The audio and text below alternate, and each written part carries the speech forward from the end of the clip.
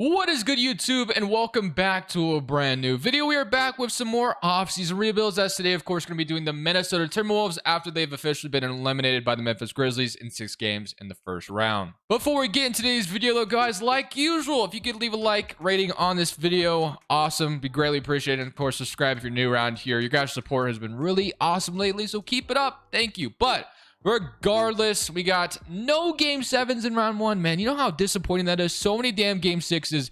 Didn't get a single game 7. Really, really unfortunate. Would have loved to have seen a Memphis-Minnesota game 7, but it did not happen. Maybe in the second round we'll get it. Who knows?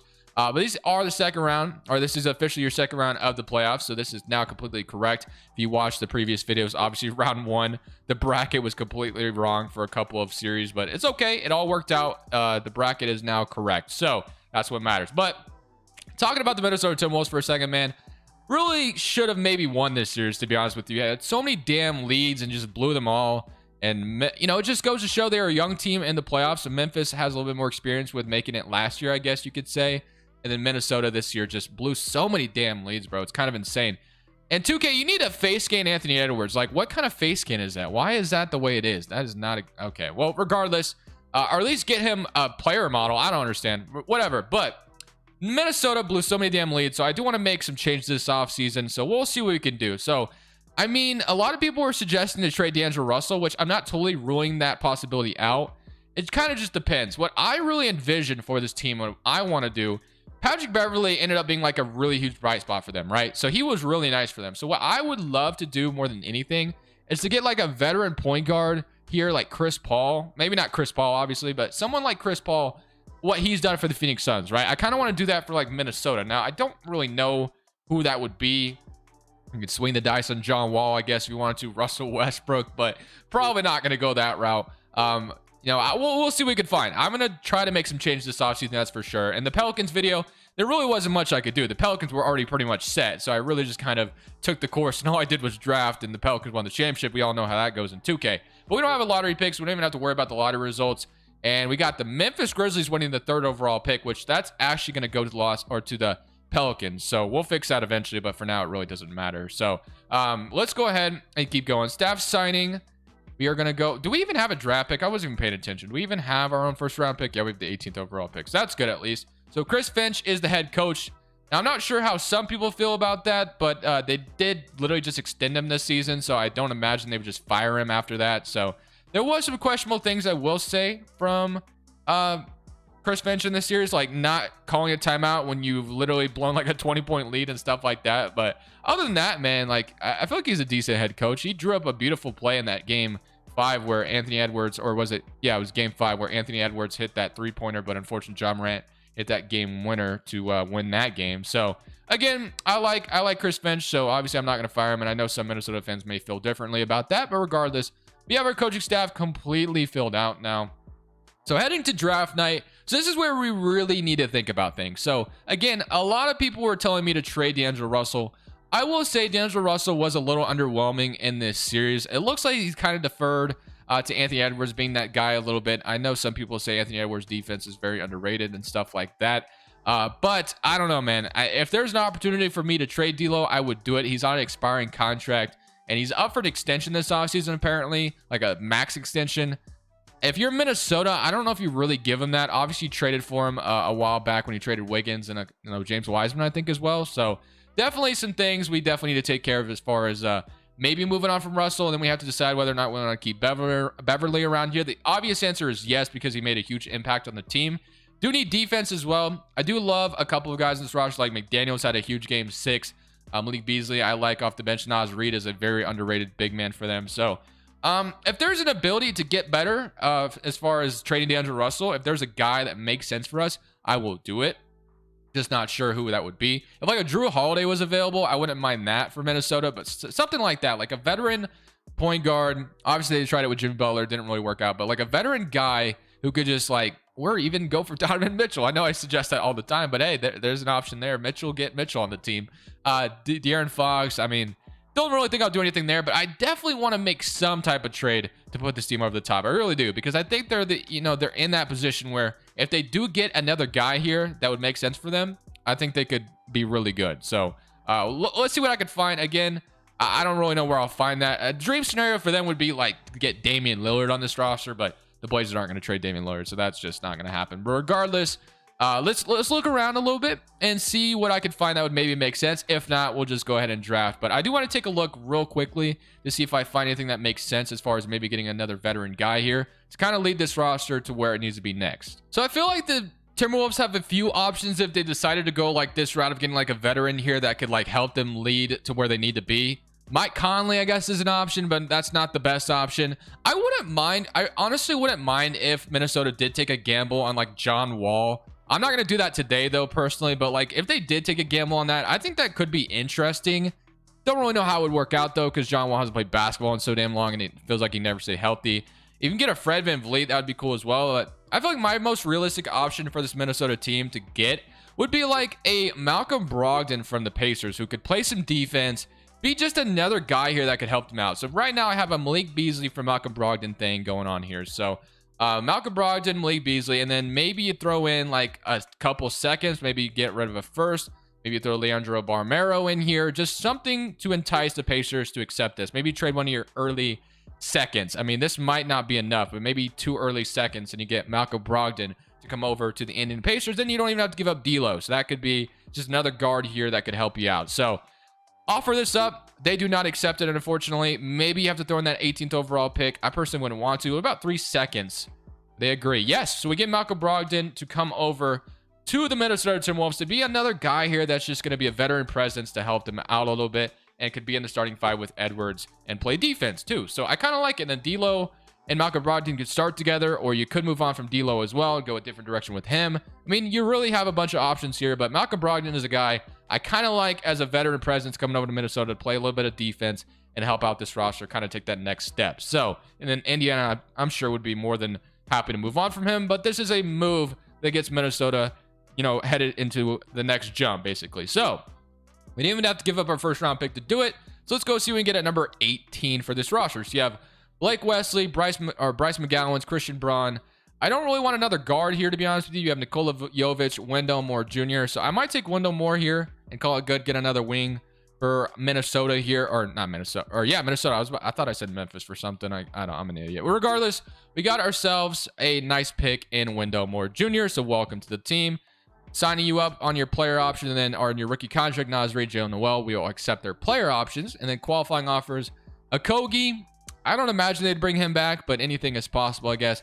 And then free agency. I think the Minnesota Timberwolves do have their full mid-level, which looks like we might be able to sign somebody. Beverly, again, you could sign him back, which I think it makes sense to do so.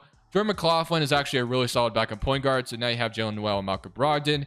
You have Anthony Edwards and Wendell Moore Jr. So again, another guy that could come in and maybe play a little bit of defense off the bench. Then you have Jared Vanderbilt and McDaniels, who I like both of them. McDaniels, like I said, had a great Game 6, and then Game 7, and then I don't know why the hell I said Game 7. Karl Towns and Naz Reid as your 2 centers, which is nice. So Jared Vanderbilt, McDaniels. So again, honestly, the one thing I think we could use is like a shooting guard presence as like a defending shooting guard, just somebody that could be the backup there. So of course, Beverly makes all the sense in the world there, so I might just go for him.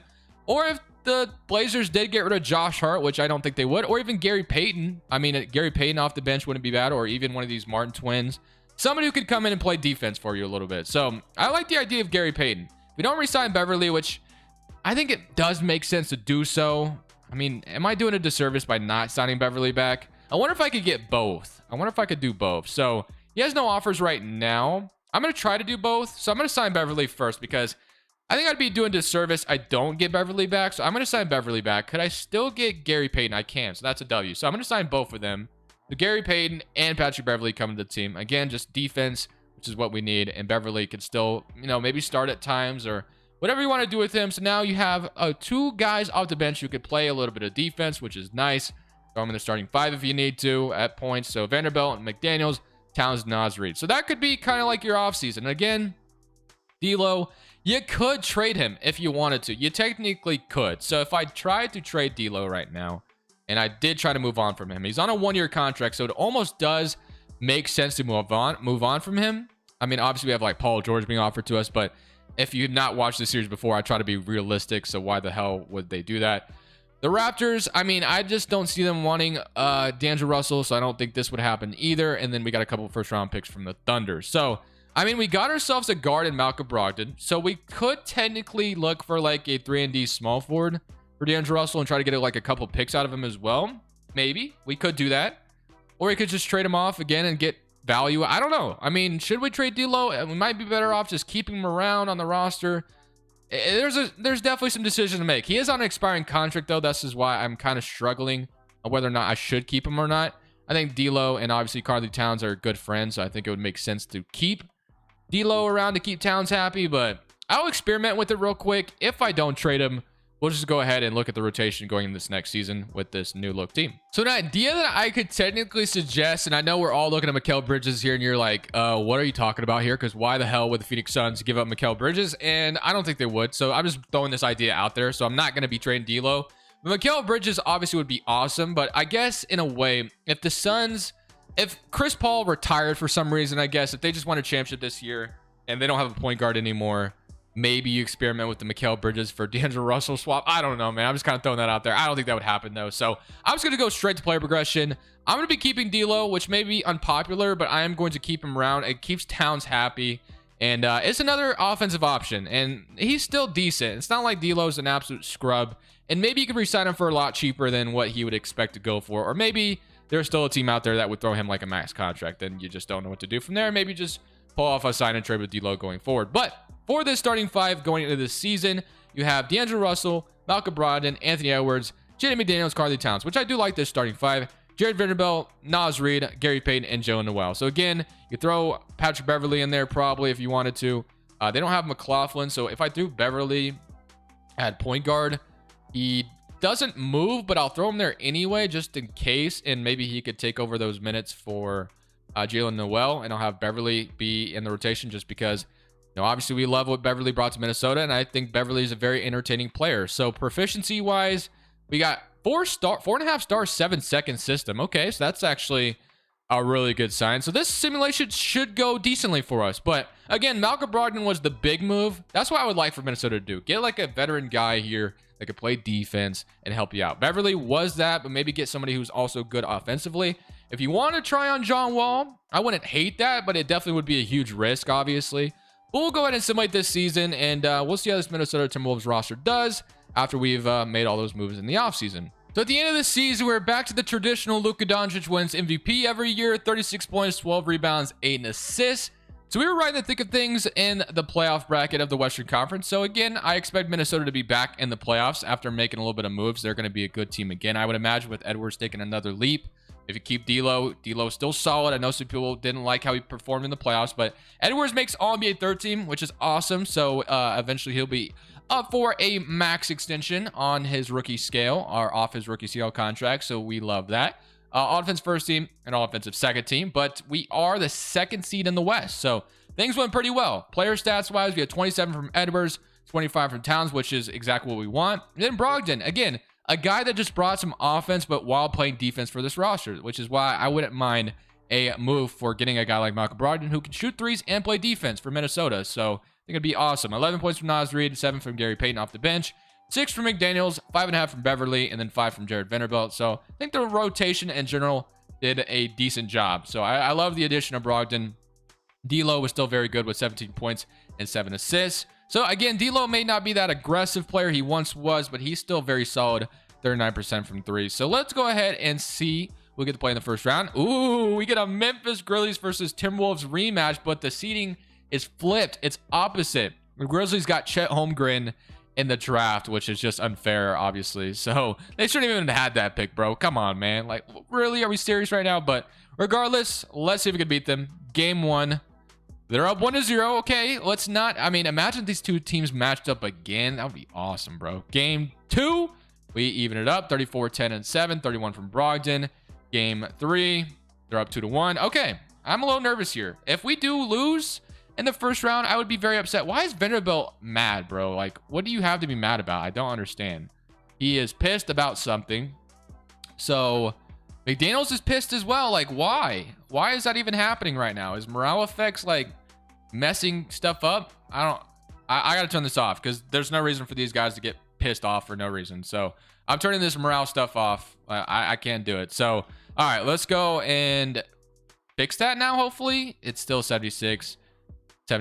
I mean, is it because they're pissed? Personality neutral. I don't know. I forgot how you check why. I feel triggered about the current situation. Why? We're in the playoffs, bro. This is not the time to be on your period right now, bro. Come on. All right, here we go. Game 4. We even it up. 132 to 100. 35 and 5. 35 and 13. Game 5. We're up 3-2. Okay. Things are looking good. Game 7 this time around. All right. I don't understand why both my power forwards are upset, but it looks like... No, they're still very both upset. Whatever. Game 7. Let's see what we have. Let's see what happens. We need to win this series, and I am fighting an uphill battle here with both my power forwards being pissed off at me for whatever reason. But let's go ahead and see if we can. I don't understand why you would say I feel mad about the current situation. We're literally in the playoffs, fighting to win a damn championship, and you're mad about whatever you decide to be mad about, and we lost 113 and 112. Thank you. Thank you, McDaniels, and thank you, Jared Vanderbilt. Don't know what you guys have to be so damn mad about, but triggered and like, thank you, 2K. Thank you. I don't understand the freaking dynamic of having people upset in the playoffs when you're competing for a damn championship as the Grizzlies beat the Nets in 5. Love that, man. All right. I'm going to run it back because that was stupid. I hate that stupid personality thing. I don't understand. Players are not going to get pissed and then be terrible in the playoff. I mean, I guess it's possible, but like, why would Vanderbilt and McDaniels both be mad at the same time? I don't understand that. And like, both of them are going to be like, I'm not resigning with you. Like, come on, dude. Just 2K, give me a damn break. All right, regardless. We have the 24th pick in the draft. Honestly, I just want to kind of run it back because we were really good, but I feel like my power forwards getting mad at me was the biggest problem that offseason or that in that playoff. So John Morant's a free agent, so hopefully he goes somewhere else. Obviously, I don't think that's going to happen. See, again, like this, if D'Lo would resign for like $15 million a year, would you sign him back? I would sign D'Lo for $15 million a year. I think he's solid enough for that. And Naz Reid I want back, and then Jalen Noel probably want back as well. So is McDaniels and Vanderbilt are both still signed, so we're gonna get Naz Reid back, and then Noel I'll go ahead and sign back as well, just in case. Is not interested. So another guy that's just mad at me. All right, man. I guess I'm still fighting the uphill battle it is, but whatever. Player progression. We're just gonna run it back again. I mean, there's really not much else you can really do. So can you guys like just kind of suck it up? I mean, we're going into another season. I don't know why you're still mad. I'm not gonna trade you, and just please don't be mad at me anymore. That's all I'm asking for. So power ranking is gonna last at number 11, and he is feel pumped. Okay, now you're 2K, I love you. I love you so much. But regardless, proficiency-wise, still 4.5, 7 seconds. I believe we have this shrunk to an 8-man rotation right now. So let me fix that real quick. So 9-man rotation. There we go. Starting 5 is relatively the same. Bench is a little different. Beverly is not even here anymore, I don't think, which sucks, but it's whatever. I think he might have retired, actually. Vanderbilt, Naz Reid, Wendell Moore's in the rotation, Gary Payton. So plenty of guys can come off the bench, play defense. The only thing I can hope for now is my power forwards don't get pissed off at me in the middle of a damn playoff run. So, simulate season number 2. Let's see if we can maybe this time actually win it all and have my power forwards be happy throughout the video. Hopefully. So, Luka Doncic wins MVP once again. So, those things are relatively the same. Brandon Harrison is your executive of the year. And hey, we finished up as the first seed in the West. So, if only my power forwards don't get mad, maybe we win a championship this year. Anthony Edwards once again makes another All-NBA team. 28 points per game for Edwards this year. All defensive first team and all defensive second team. So hopefully we don't have to play Memphis this year. It looks like they're not even in the playoffs. Wow. So that's actually a relief. We don't have to worry about Minnesota or Memphis. Did they lose John Morant? I maybe assume they have to. Like, how are they not in the playoffs? They just sucked, I guess. No, they didn't lose John Morant. Okay. 2K thinks this team is not good enough to be in the playoffs. All right. I'll be happy with that. Player stats wise, 28 from Edwards, 22 from Towns, 17 from Russell, 16 from Brogdon, and 12 from Naz Reid. 7, 6, and then 5, and then 5. So let's see who we get to play. Got eliminated in the first round last year. Now we get to play the Portland Trailblazers, who have Dame, Keon Johnson. I mean, I don't think we have any business losing to this team. So somebody current round, and we are down, and we beat them at 7. That was actually really close. I was ready to punch my monitor. But regardless, Golden State Warriors. D'Angelo Russell. We made a trade with this team and got D'Lo back then. They have Brendan Clark, which I love that addition for them. They no longer have Klay Thompson. Oh, no, they do. He's a 77 overall now. Is he making like buku bucks still at 77 overall? Probably. Yeah, $43 million. That's rough. But game 1, we're up 1-0, 116-92. Malcolm Brogdon, 23-9-6. Game 2, they even it up. Game 3, we're up 2-1. Can we go up 3-1? Yes, we can. Can we beat them in 5? Yes, we can. We're finally making that run we were looking to make. So now we get the Denver Nuggets, which we'll be doing them soon as well. Jamal Murray, Oshai, Michael Porter, Aaron Gordon, Jokic, Zeke Naji, Nishan Highland. Game 1, we're up 1-0. Beat them by 3. This is a Towns versus Jokic series. Yeah, sign me up for this. This would be beautiful to watch. But game 3, we're down 2-1. We even it up, though. Can we win game 5? This is a very big game 5. We do win. Beat them in 6. Here are the NBA Finals. Going up against the Detroit Pistons, who have Jaden Ivey and Cade Cunningham. What a backcourt that is. If Detroit can walk away with Jaden Ivey, that would be very interesting. And they have Christian Wood back. Funny enough, game 1.